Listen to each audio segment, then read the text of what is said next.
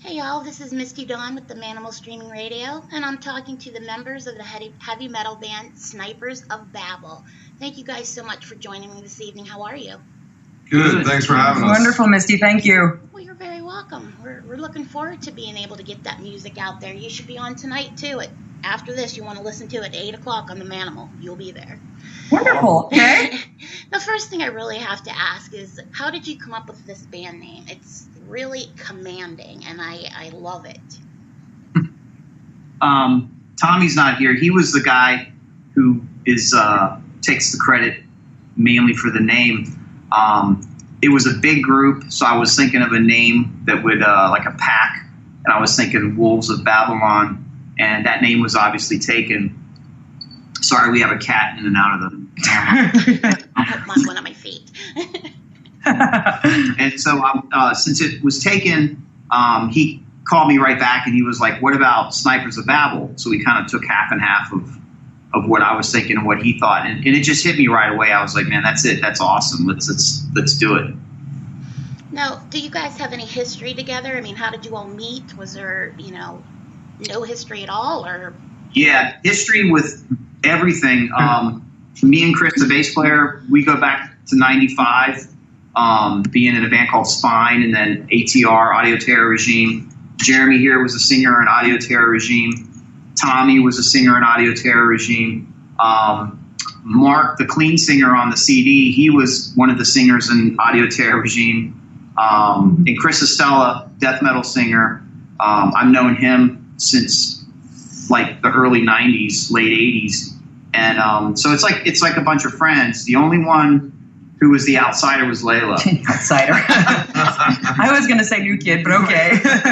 Yeah, I came into the game late. Mike got a recommendation from a mutual friend because he was looking for a female vocalist, and he talked to a buddy of ours, and this guy tipped him off to me, and I fell in love with the music right away, and the rest is history. That's awesome. I mean, and you know what's really cool for me, and I just am in awe of this. You guys have 5 vocalists, and to me, that is like, it's genius, first of all, because you all bring something different to the table, and it all works so well together.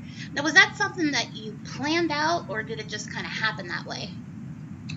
It was planned out. Jeremy approached me a couple years ago about doing the project, and we kind of let it sit idle for a while, and then he brought up the idea of a friend of his playing drums, and then it was like kind of pushed into gear, like, well, let's do this. And at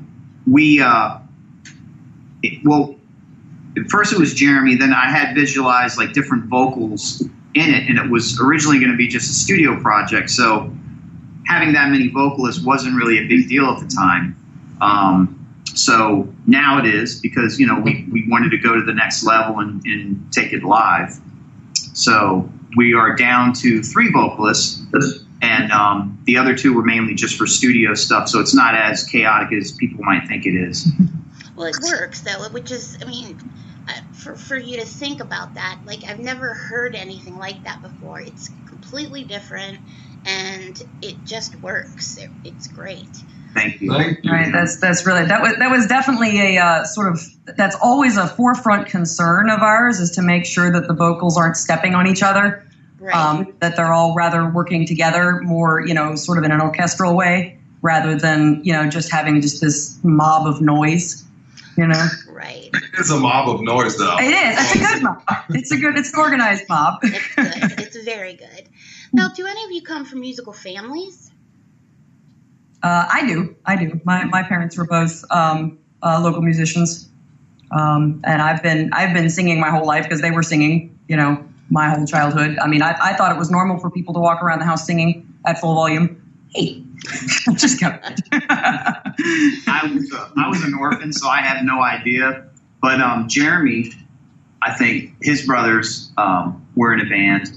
Chris, I don't know about. Yeah. We're doing a rockabilly tour coming up, but my parents are music free.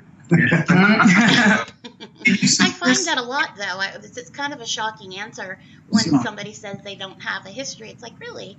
And you're the kind of one that just pops out and like, here, it's me. I'm here. I'm singing. I'm doing it. Well, I feel like it's fairly like this genre in particular is really kind of lends itself to people trying to go against the grain. Right. Like a lot of people are in metal really because they want to piss somebody off, or do it differently. I just happened to be fortunate that my parents they weren't into metal, but they were into rock and a little bit more alternative music. I don't see metal as rebellious. I see it as just kind of this fun, innocent, silly kind of thing. It just happens to sound really angry, which I like. But if I wanted to piss somebody off, I'd go, sing pop or something like that. Now, you guys have only been together a year, correct? About 2 years now. Yeah, right? about roughly 2 years since the beginning was exactly 2 years ago when we, all the guys came in the studio and they looked at me and they were like, well, what do you want us to do? So each individually, we had each guy go in and do his own version of one of the songs. And then I had the duty of kind of copying and pasting all the parts that I liked, and we kind of combined it like that. And then they learned their parts from that. And since then, we kind of had more of more ideas, where we know where we're going, and people come in with, hey, I'm going to do this over here, and they kind of collaborate before coming in the studio. So it works out a lot better now. The process has gotten a lot easier as we've done it more. The chaos is a lot less. It's a lot less scary coming through the door, I think we've definitely perfected the way we try to approach the situation for sure. Kind of found a groove. Mm-hmm. Yeah. Well, that's good. And sometimes that takes many, many years. So doing it in 2 year time, that's pretty good, pretty amazing. Now, have you guys had any challenges for being somewhat of a new band? Well, you're always going to get people, oh, they're a new band. Why are they doing this show? Or why are they getting this kind of recognition? But man, I've been doing this since, the late 80s, and I paid my dues. So I just basically just blow it off, Yeah. We've all been in bands forever, and it's mainly from the younger bands around here that they've been around for maybe 4 or 5 years grinding and not really getting anywhere. And I basically, if I'm going to do it, I want to do it all the way or not do it at all, and that's kind of the attitude and the approach we had with the beginning of this project. So I guess to answer your question, the naysayers really are sort of, if we had to pick a challenge, And the naysayers are minimal. Yeah, actually, they really sort of are. Yeah, this is pretty cool. We've had a lot of support. Yeah. You're very good, though. I mean, I like me and my partners think you guys have big things coming, so that's really great. That's so cool. Thank you. Thank you. Now, I know you guys have a lot of metal influences. Can you share a few with us and tell us why they impacted you? Start with Around the room. Yeah. I guess we clockwise around the table. I mean, I started, of course, with, the old school Maiden and Priest and Metallica. And then, of course, I heard Slayer. And that really changed things for me because it brought this primal kind of thing in music that for me it was lacking at the time. And so I was really influenced by that. And then the Bay Area thrash, the band Oblivion I was in, we were actually in the Bay Area for a while out in San Francisco. And I love soundtrack music, industrial music. And with this, I try to combine it all into this one band. Mike writes all the music, by the way. So this answer right here is the most important one. Okay. I was getting to that question. Go ahead. Yeah, finish. Go ahead. So I try to combine it all into something I want to hear. What I want to, what I would want to put on the radio or on a CD or listen to is the music we're putting out. And that was my end goal. And for people like you and everyone else to, get out of it what we do is awesome. That's like a bonus, Awesome. Who's next? My name is Jeremy Dyer. Hi, Jeremy. Hi. I'm actually, believe it or not, I was a huge hip hop fan to start out. A lot of the older gangster rap really appealed to me when I was younger. I had older brothers that were always playing Fugazi and Sick of It All and a lot of the hardcore bands, even local bands at the time, 32 Mildreds and a lot of my friends were in hardcore bands, and it really kind of opened the door for me to, get into heavier music. And when Pantera came out, rest in peace, Vinnie Paul, by the way, that was really kind of a catapult into opening my mind up to that type of music at the time. And then Korn came out, and I got really into the nu metal scene for a long time. And, believe it or not, I was a huge Spine fan, which is one of Mike's bands. And, ever since then, I've just been continually doing the same thing. All kinds of influence from every angle. Awesome. And Layla, how about you? Well, I really don't have a home base as far as a musical genre goes. Very much like these guys, I'm just kind of all over the place. And if you ask me to pick like what I consider my personal favorite music genre that's the closest to my heart, I couldn't answer that question for you. The first musical artist I ever really hooked into was Peter Gabriel, and he will always be my favorite. And his sound is very, very experimental and kind of all over the place. And he really sort of laid that foundation for me to have that same attitude. So that when I hear something, it's really kind of all about, it's not about what genre it is, but it's about whether or not, what am I hearing in the music? What is going on? Do I like it? Does it speak to me? Do I have chemistry with it? And, I can have that same kind of experience with, like experimental art rock and, heavy metal, extreme metal. Mike mentioned, soundtrack music. I'm very much a fan of that kind of music as well, orchestral stuff, classical, ambient sounds. I'm very big fan of world music.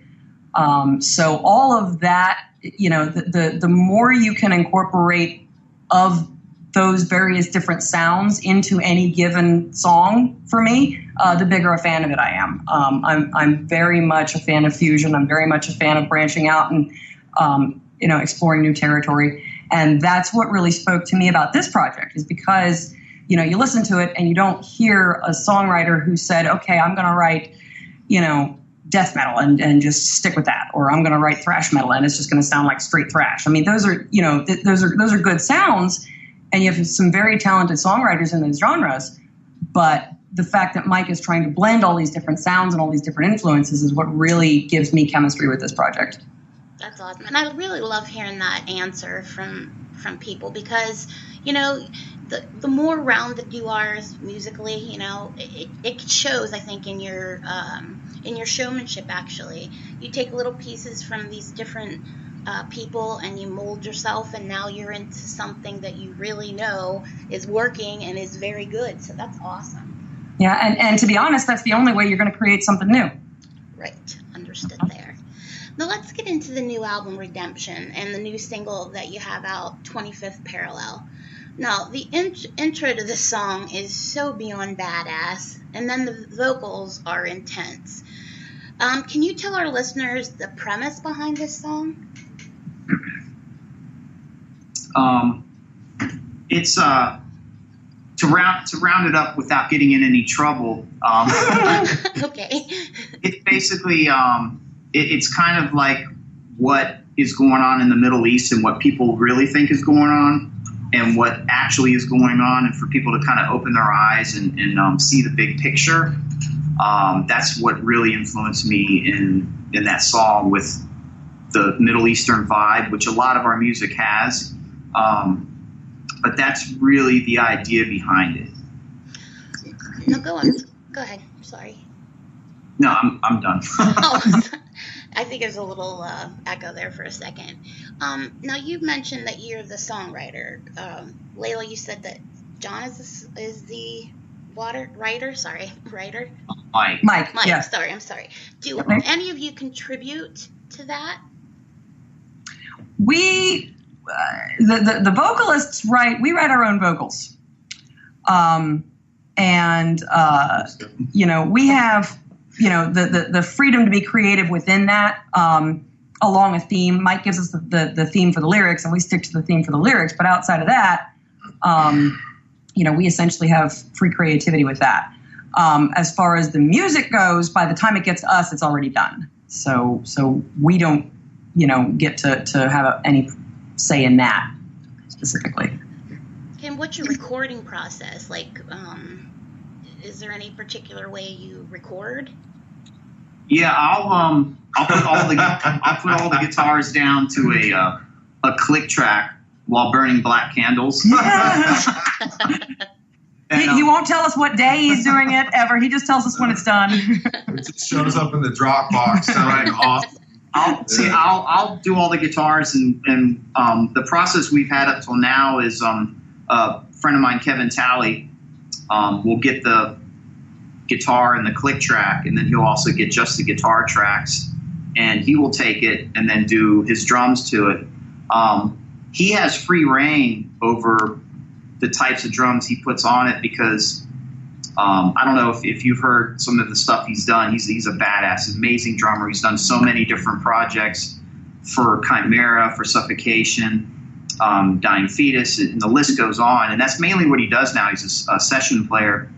And so he has his vision is kind of in right along with mine. And he's actually some of the times taken some of the tracks and maybe tweaked it a little bit here and there. And he'll send it back, and we'll either agree on it or hey, go back to what it was before or whatever. And then once I get that done, usually I'll give it to Chris, our bass player. Can you see Chris, by the way?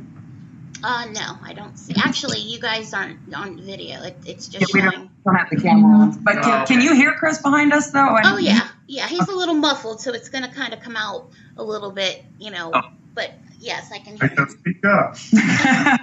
Thank you, Chris. So I'll give it to Chris, and he'll put bass on it, and then I refuse to come down and record. Yeah.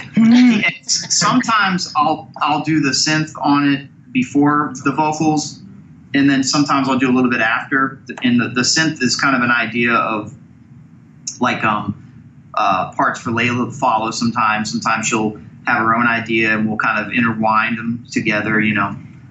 So that's basically the process. And then after they have it, then I'll have ideas for samples. Tommy, our other vocalist, will have ideas for samples, and we'll just kind of from there on, it'll kind of mold into the song. So I guess we get input on the accessories, if you will. Sense. Absolutely. We get it sent to us as a house with the walls and the roof on, and then we get to decorate the inside. Perfect analogy. Now, can you give us the other names of the songs on the album and maybe briefly tell us what they're about also? The track Redemption, which is the name of the CD, is it meant a lot to me because when I was in Oblivion, we had an album called No Redemption. And for me, this music now, where I'm at now in my life with this music is my favorite project, and it's kind of like a culmination of all the different types of styles that I've loved and what we talked about earlier combined into one now. And I feel this now gives me redemption, and that's kind of what the title came from. And then basically, the song is about fear, and Layla can probably tell you a little bit more in depth through her lyrics what it can be about. Okay. Yeah. So when I started writing the lyrics for this, I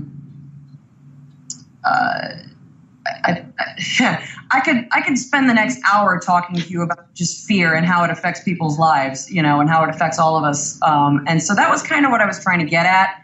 I think that's something that we can all connect on, really. There's not a single one of us who can honestly say from the depths of their heart that they're just not afraid of anything, Right. And we really kind of go through life just sort of navigating exactly how it affects us, each of us individually. Like some of us it affects more than others. Some of us are afraid to walk out of our house in the morning and cross the street. Others of us aren't afraid to, get on an airplane and jump out of it with nothing but a parachute on our back, So everybody's different. But at the end of the day, we're all the same in that there's something. And whatever that thing is, we all have to face it and grapple with it and wrestle with it at some point. And sometimes we win and sometimes we lose. I also think that redemption has a different meaning for everybody. Me and Mike were in a project a long time ago, and I had to leave the project for personal reasons. And just to get the opportunity to be involved with this project again is a life redemption for me. And it's just proved to anybody and everybody, don't ever give up on something you're in love with and that passionate about, because there is redemption. You just have to seek it heavy. And it means, like Mike said, it's very emotional, has a very emotional meaning for me. Yeah, and that was sort of where I was trying to come from with my lyrics, was to try and tie in with that, because usually, like what stands in the way of redemption for you, whatever that means for you, is your fear of it, honestly, right. Because you have to face what it's going to take, and usually that thing that's holding you back is that thing you're most afraid of. That's very inspirational. That just first of all, people will want to just go and listen to that just for the description you gave. That's truly the art of music, and that was just a perfect way to define that song.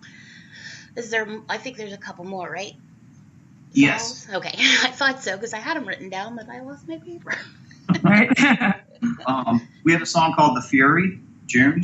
The 25th Parallel? Or do you want to talk about per song? Like The Fury, what was... Yeah, she wants just a breakdown per song. The Fury, for me, and like I said, all the songs kind of have... Mike gives us an idea, and we kind of focus in on trying to write around those ideas. It's really hard for me not to personalize some of those things, and... the fury to me means basically that life can come at you like a steamrolling train, and just how you manage and deal with that and get through on the other end is it's just life, and it's just very hard to get through. For me, I deal with some mental issues, and I have some anxiety issues, and I feel like that comes at me in a fury, and we deal with it the best way that we can. That's awesome. Yeah, I would agree with that too. That's another one of those that was really, the subject matter was really personal for me. I actually didn't write a whole lot of the lyrics of that song, but that was, what was getting written was brilliant, so I didn't have to. But where I was coming from when I did, though, was the same sort of idea that Jeremy's talking about, that, we're all dealing with something. And some of us are angrier about it than others. That's something that I personally deal with, having to, wrestle with that anger on a daily basis. And whether that's about external stuff, like I'm looking at the world around me and I'm angry about what I see, or whether, I'm dealing with my own personal issues where I'm looking inside me and I'm angry about what I see, So, that's another one of those things that some of us just have to deal with on a very large scale, on a daily basis. And that song really just carries that level of energy. It's really, really intense and really angry. And I feel like it represents that struggle very well. It's like therapy here once a week. Yep. Actually, that it really is. I mean, it's essentially like journaling too. I understand all that too. I mean, I've been there, still am. Excuse me. But now, do you guys have any touring coming up or anything? Oh, stop touching you. Sorry, I keep getting bit by the cat over here. Right now, it's in the works. We've got a couple things in the works of doing some pretty cool stuff, and nothing solidified yet. We have Curtain Calls, our management right now, and they've got a lot of cool connections. And our first show was a thing called Coal Fest in Reading, Pennsylvania, and it was our first show out actually, and we had a blast. So we're looking forward to playing more live. Where are you guys based out of? DC. DC? Good. Yeah. I'm in Pennsylvania, so when you said that, I got all excited thinking you might come back. Well, yes, we absolutely will. Yes. Now, what's the greatest advice you've ever been given to you regarding a music career? Oh, good Lord. When we were in the Bay Area, for me personally, I was good friends with Sean Killian, the singer from Violence, and he was older than everybody else. And he kind of took us under his wing and showed us around. And I owe a lot to that guy. I learned a lot from him in the short time we were there. And he came to a show of ours one night, and he was like, look, you can go to work and you can, do what they can do, but they can't do what you can do. And he was like, follow your dreams and, keep at it and don't give up. Right. And that's always lasted with me to this day. Wow. That's awesome. What about you, Layla? Well, I would say that the best advice I was ever given was actually, unfortunately, in the form of someone telling me I couldn't do it. But then this was my mother. I remember being very young and asking her if she felt like I had what it took to be successful in music. And she said no. Oh, my. Yeah, and I said, why? Of course, I was crushed. I said, why? She said, because it takes a lot of hard work, and I don't think you can do it. And as awful as that sounds, I kept hearing my favorite artists say the same thing, echo the exact same sentiment, that it's just a lot of hard work. It's a whole lot of hard work. And, there's some luck involved, but not really as much as you would think. It's there. It's not, you can't just work hard and get it, but 90% of it, 80 to 90% of it is just really, really, really hard work. And not giving up, not getting discouraged, not getting tired, not getting burnt out. And, sort of wrapping my head around that idea was the most important thing for me. It's still something that I struggle with every day. I'm like, this is really hard. Right. But I would say that that's really the biggest thing. If you want to take it as advice or you want to take it as a warning, whichever. But keep in mind, when you pursue this thing and when you resolve to never give up, it is more work than you may well have ever done in your life. Right. Yeah, it's like that thing. Be careful what you wish for, and because it can hit you like a ton of bricks when it does. Mm-hmm. Absolutely. Do we have one more left? Yeah, I would say Two more. If it's passion, follow it. My parents always encouraged me. They said, surprisingly, they said, if you're going to do it. Nice. And same thing with if you're a writer or a painter or something, it better be something you enjoy because there's going to be some mean, hard times when you are really discouraged. And those are the times when you really need to make sure that you love what you're doing. Yep. That was good. I think the best advice that I've ever been given was pretty obvious advice for me, and that was don't drink.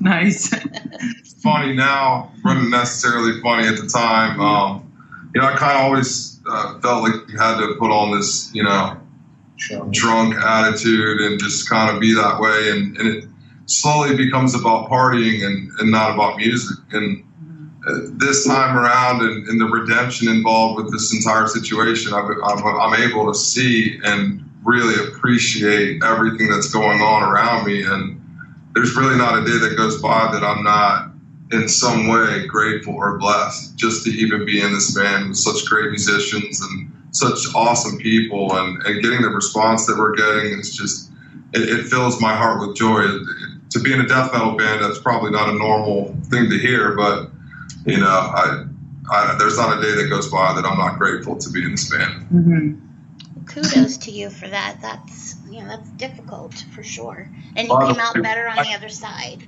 I think Mike was the main factor in that advice. So, I think Mike's a few years older than me, and he always saw the talent, but he always knew the demons that were where I was struggling there, and it took me 10, 15 years to get back into the situation. So I'm just grateful. Mm-hmm. I wasn't grateful before, and I am today. So I'm just excited to be involved. Jeremy's one of the success stories. There's a lot of folks out there with a lot of talent who are pissing it away on stuff that's not worth it. And we're really, really, really thankful that he was able to pull through that, because it's such a hard struggle and a lot of people don't do it. Right. And that's the biggest advice I could give young bands at this point. Put the party away and enjoy the fans, the music, and let that be in the forefront instead of all the other garbage. Mm-hmm. Amen. That's interesting. I was going to say interesting. I didn't mean to say that. That is amazing. So, well done. I see you guys have Vincent Castiglia doing the artwork for your album. Yes. So for those who may not know who he already is, he's a world-renowned blood artist. He uses human blood as his paint. Was there ever any question you were going to use his art? I got introduced to him from a friend of mine whose also name is Vincent, Vinnie Matthews. He was one of the singers in Dying Fetus years ago, and he's in Criminal Element and a bunch of different projects. And he did some guest vocals for us on the record. And he was like over here one night, and he said, "Man, go to this guy's website, check this guy out." And I immediately got drawn to this guy because he's a student of H.R. Geiger. I'm not sure how you pronounce it. I never know how you pronounce it. Yeah. and his artwork inspired me more than any other artwork in my entire life. Rest in peace. Yeah, and to then have a pupil of his, the guy so close to him and his family, get into our music as much as he did, and allow us to use one of his pieces was just incredible. It doesn't get any better than that. It's very interesting. I was going through the gallery, and I had heard of him before, and I didn't know that he was like as big as he was, and was looking at his stuff, and it's a little odd, but it's actually beautiful. The reasoning behind it is really beautiful. Yeah, he's really huge now, but he's gonna get even bigger because he's gonna be on a show I think it's on Showtime called Blood Ties, and it's just gonna blow this guy up. I mean, he's done so much work for Gary Holt from Slayer. He painted his guitar with Gary's blood. Gary plays it live, on their last tour.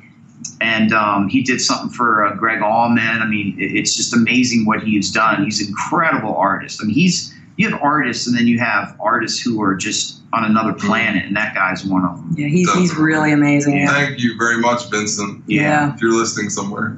And the subject matter of his work really spoke to us too, not just this one piece, but just in general, because he really, we feel like his imagery is done sort of in the same spirit as what we're doing, where we're trying to bring across something that has social context, but also personal context. And so you can really, he has a very clear idea in his mind of what he's trying to create when he's creating these paintings, but it's open enough that you can personalize it, however you need to as the viewer. And we try and create something very similar for our listeners, which is we're creating something that's very specific, in our minds, but it's also something that really people can personalize. And so we really felt like it was just a really good fit. I really can't wait to see this. I'm so excited. It's going to be awesome. And also, we really lucked out with an old friend of mine, Art Hammer, who did the logo design. And he usually did just logos for more of the death metal genre. And with a lot of them, it's hard to read. And with this project, he wanted to do something on a different level. And we went back and forth for a while, but he really came up with an awesome logo. I couldn't have asked for anything better. That's awesome. Now, is there anything else you guys would like people to know that we may not have covered in our interview this evening?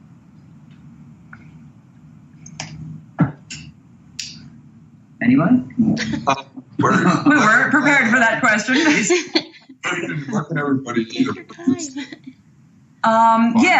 find us on Facebook, find us on Instagram. We're online. We are also on, we've got a couple of songs on Spotify and on iTunes, but we have our entire Redemption album available for download on our Bandcamp. I don't recall that the link up to that off the top of my head, but you look up Snipers of Babel on Bandcamp, and I'm pretty sure we're the only ones on there. And so please, go find our music there and download it and listen to it. Yeah. If you want a CD, if you don't, do the digital thing, please find us on Facebook, hit us up. I'll send you something. We're also on Instagram. What have I missed? We're also the cool thing about the Bandcamp downloads are they're unedited. So, I forgot to mention that. Yeah. So the songs are have extended intros and extended outros of kind of like, you'll see that I am into the whole soundtrack thing, and it kind of, they're great for driving, long distance driving. You kind of get drawn into the whole theme of the music, and your imagination can go wild listening to it. And there were some parts with just a little bit for CD purposes. I didn't want it to drag on so much, so we offered them in their full length on the digital download on Bandcamp. Yeah, the CD has more edited down versions so that you don't have as much of that ambient music. But if you're the kind of person who just likes to really just get lost in the sounds, we definitely recommend the unedited downloadable versions. We're also very interactive with anybody as far as social media and that sort of thing goes. We love to talk to everybody. Yeah. Please hit us up. Hit us up, ask questions, say hi. We really love to interact. Yep. Tell us what you think about the music. Every single bit of feedback means the world to us. So please, absolutely hit us up. That's good. And I really hope they do too, because you guys are awesome. And like I said earlier, we expect a lot of big things for you. Awesome. Well, thank you, Misty. Yeah, and the interview was great. Thank you for going so in depth on certain topics that sometimes get kind of overlooked. Yeah. Right. Well, guys, I would just want to thank you so much for calling in this evening for the interview. I know you guys are busy, so I'm going to wrap it up for this evening. This is Misti-Dawn with the Manamal Streaming Radio, and you all have a great night. You do the same. Thank you. Thank you.